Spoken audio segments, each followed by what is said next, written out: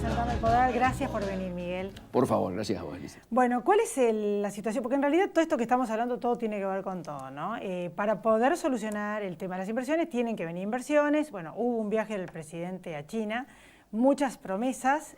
Queremos saber, y además las nuevas políticas proteccionistas de muchos países del mundo, entre los cuales está Estados Unidos, muchos países, Europa. ¿En qué contexto está la Argentina? Así, en general, un poco con China, con Estados Unidos. ¿Cómo nos ves? Porque necesitamos plata, necesitamos inversiones, pero no vienen. Absolutamente. Están tardando en llegar. Ni van a venir este año, por lo menos, como acaba de conocerse o certificarse. Recién vos hablabas con Daniel y salía la palabra políticas de Estado. La manera objetiva, yo vengo reclamando desde antes que asumiera Macri, o sea, cuando se supo que Cambiemos había ganado, empezamos a reclamar políticas de Estado, un acuerdo económico y político y social que nos permitiera pensar cómo se salía de aquel tiempo difícil que estábamos dejando atrás y no defraudábamos las ansias de cambios de la gente para llevar adelante políticas de Estado como las que se planteaban recién acá. Empleo, trabajo, comercio exterior, inserción, reinserción al mundo, había que volver al mundo, etcétera. Lamentablemente se ha demorado esto. Yo comprendo en un año electoral esto no se puede hacer, pero estos precios se pagan. Acabamos de conocer que 5.600.000 chicos, de acuerdo al informe de UNICEF, están en la línea de pobreza. Acabamos de saber los números de abril que han cerrado y tenemos casi el 65% solamente de capacidad industrial activa, o sea, tenemos arriba de un 35% de capacidad industrial ociosa. ¿Y cuáles son los sectores más ociosos? Alimentación, las textiles, imprenta, las que tienen que ver precisamente con la situación de crisis social que tocaban en el bloque anterior ustedes. Entonces, primer asunto, estamos en deuda. Ojalá pasadas las elecciones, ahora que todos se han enamorado de la Moncloa y todos hablan de la Moncloa, podamos hacer este tipo de acuerdo. Y a mí me tocó vivir en China. Yo fui en una misión comercial previa al viaje presidencial que justamente concluía con los empresarios de la misión comercial sumándose a la delegación oficial, y obviamente nosotros veíamos ahí algunas de las cosas que vos decías hoy. Mi shock era que mientras en Argentina en algunos temas estamos viviendo en el siglo XX, en China están viviendo el siglo XXII. ¿Qué quiero decir?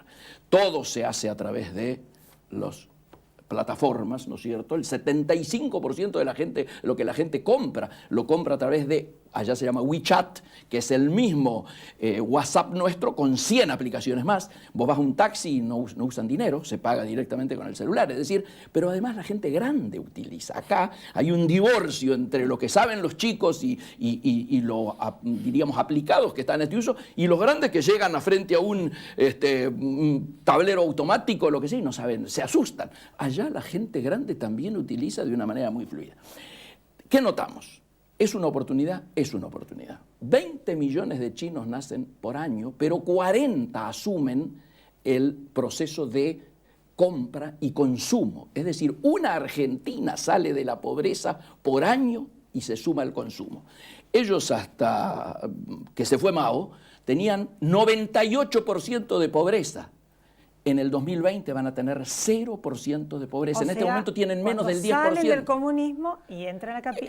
No han salido del comunismo. Sigue el Partido Comunista gobernando, pero con mucho capital. Pero con capital. Con mucho capital, y todas las empresas. Es un simulacro. Absolutamente. Y en algunos lugares hasta lo ponen en el título. Vos vas a Hong Kong y ves un país, dos sistemas. Todo el capitalismo a full. El capitalismo, pero con la estructura política. Absolutamente. Bueno, que muchos dicen que medio se marcha eso, ¿no? En algunas aspectos, ya que la democracia en muchos sentidos no ha logrado dar respuestas específicas al proceso globalizador.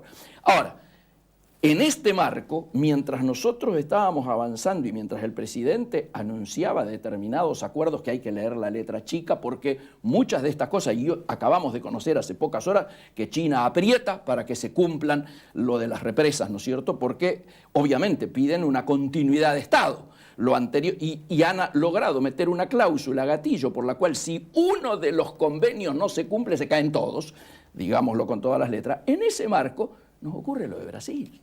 Es decir, cuando acá, y obviamente lo de Brasil pesa y pega mucho más de aquello que podría venir del lado chino. ¿Por qué nos pega? Y nos pega por 4 temas.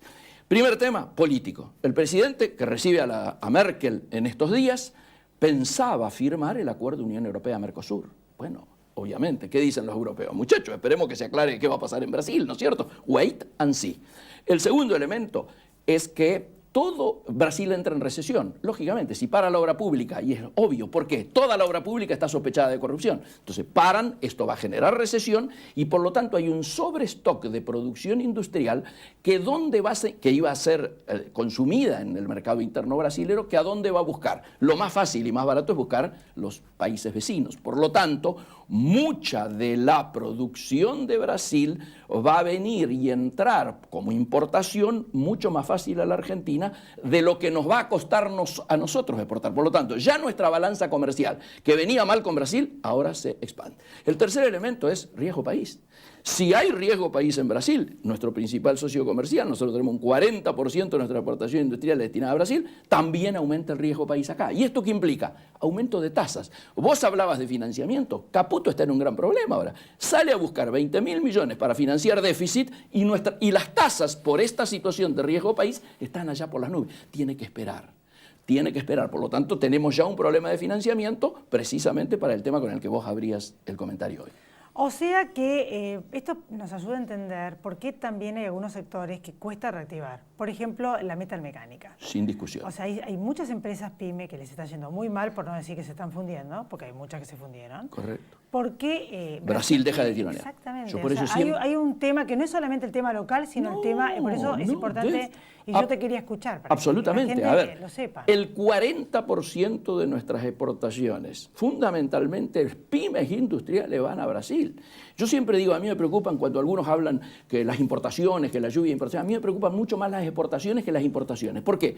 Porque las exportaciones vienen en un proceso creciente, acentuado, de primarización y de concentración. Es decir, cada vez exportamos más materia prima con menos valor agregado y a su vez son menos los jugadores que la concentran más en lo que tiene que ver con el peso en la torta, diríamos, exportadora.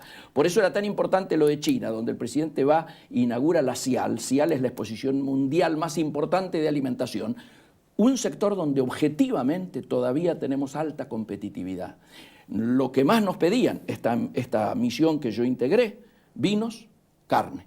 Carne por primera vez de todos los campos, llamémosle bovino, ovino y caprino y hasta carne de cerdo, y permitiendo además entrar otros cortes. Hasta ahora entra carne congelada, sin hueso, y ahora pasaría a agregarse carne enfriada con hueso. Y esto o sea es que esto sería lo que propuso el presidente de Supermercado del Mundo. Sí, pero tenemos mucho que hacer porque estamos muy atrasados en la competitividad. Obvio. Es decir, Supermercado del Mundo sí, pero hagamos los deberes. Y los deberes tienen que ver con el costo laboral, con el retraso cambiario, o sea, infraestructura, son temas. muchos. Hay tareas para hacer dentro del país, tarea para hacer en frontera y tarea para hacer afuera. Por eso nos inquietó tanto el cambio de Cancillería, donde había una situación en la cual objetivamente había empezado a trabajar muy fuertemente todo el área comercial y económica con Malcorra, y el apoyo que tuvimos en China